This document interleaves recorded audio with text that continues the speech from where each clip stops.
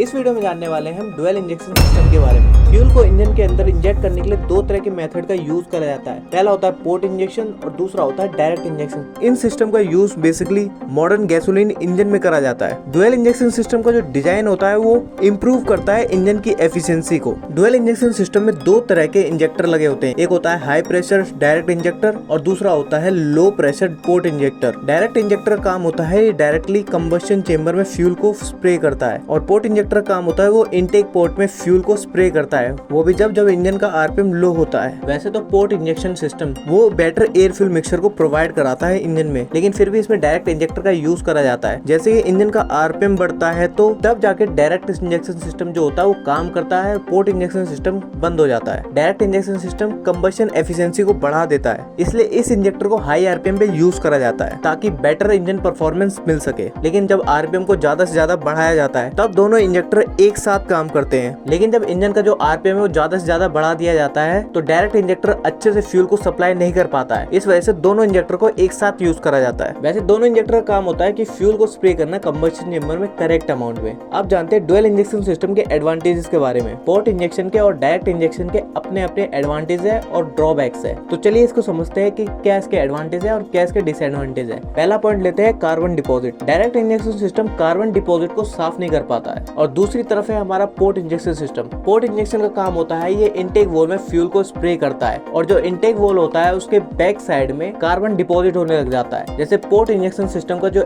Injector है वो spray करता है फ्यूल डायरेक्टली इनटेक वॉल के बैक साइड में, जिसकी वजह से जो कार्बन डिपॉजिट है वो साफ हो जाता है। और डुअल इंजेक्शन सिस्टम का मेन काम ये होता है कि कार्बन डिपॉजिट को बैठने ही नहीं देता वॉल्स पे। Engine knocking. Direct injection system engine knocking को और डेटोनेशन को लीड तो कर सकता है, लेकिन हायर कंप्रेशन रेशियो और हाई प्रेशर पे थोड़ा मुश्किल होता है नॉकिंग को संभालना। तो दूसरी तरफ आता है हमारा पोर्ट इंजेक्शन सिस्टम जो कि रिड्यूस करता है नॉकिंग को, क्योंकि जो फ्यूल जो है वो सिलेंडर के अंदर पहले इंजेक्ट करते हैं, उसके बाद जब पोर्ट इंजेक्शन सिस्टम का जो फ्यूल आता है वो कंबाइन होता है, तो जिसकी वजह से इसका टेम्परेचर थोड़ा ड्रॉप हो जाता है और उसकी वजह से नॉकिंग नहीं होती है और जो नॉकिंग का जो रिस्क होता है वो मिनिमाइज हो जाता है, जिसकी वजह से डुअल इंजेक्शन सिस्टम में सबसे बड़ा बेनिफिट मिलता है ये कि इससे नॉकिंग और डेटोनेशन की प्रॉब्लम सॉल्व हो जाती है। Fuel efficiency. Direct injection system fuel efficiency को भी बढ़ा देता है और इसका रीजन ये है कि ये डायरेक्टली फ्यूल को डिलीवर करता है कंबशन चेंबर में और ये साथ के साथ ये भी लीड करता है कि इनकम्प्लीट कंबशन और हायर एमिशन को भी कम करना है। और यहाँ पे जो पोर्ट इंजेक्शन का काम ये है कि ये इंश्योर करता है कि जो एयर और फ्यूल का जो मिक्सचर है प्रॉपर मिक्सचर देने के साथ साथ ये फ्यूल की एफिशिएंसी को भी कम कर देता है।